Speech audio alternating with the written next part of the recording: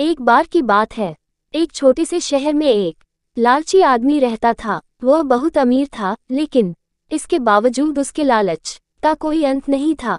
उन्हें सोने और कीमती सामानों का बहुत शौक था। लेकिन एक बात पक्की थी, वह अपनी बेटी को किसी भी चीज से ज्यादा प्यार करता था। एक दिन उसके सामने एक देवदूत प्रकट हुआ। जब वह उसके पास पहुंचा तो उसने देखा कि परी के बाल पेड़ की कुछ डालियों में फंसे हुए हैं। उसने उसकी मदद की और देवदूत उन शाखाओं से मुक्त हो गया।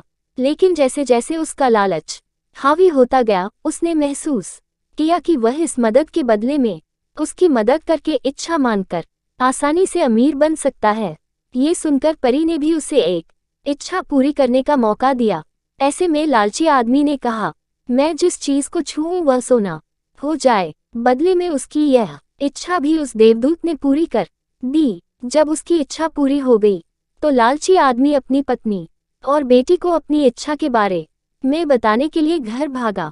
वो हर समय पत्थर और कंकड़ को छूकर उन्हें सोने में बदलते हुए देखता था, जिसे देखकर वह भी बहुत खुश होता था। जैसे ही वह घर पहुंचे, उनकी बेटी उन्हें बधाई देने दौड़ी। जैसे ही वह उसे अपनी गोद में लेने के लिए झुका, वह एक सोने की मूर्ति में बदल गई। इस पूरी घटना को सामने देखकर उन्हें अपनी गलती का एहसास हुआ। वह जोर जोर से रोने लगा और अपनी बेटी को वापस लाने की कोशिश करने लगा। उसने परी को खोजने की बहुत कोशिश की, लेकिन वह उसे कहीं नहीं मिली। उसे अपनी मूर्खता का एहसास हुआ, लेकिन तब तक बहुत देर हो चुकी थी। इस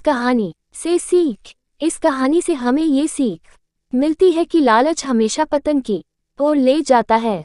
जरूरत से ज्यादा लालच करना हमें हमेशा दैक प्रदान करता है। अगर आपको ये कहानी अच्छी लगी तो लाइक करें और चैनल को सब्सक्राइब कर ले, जिससे आगे के वीडियो का नोटिफिकेशन आपको मिलता रहे।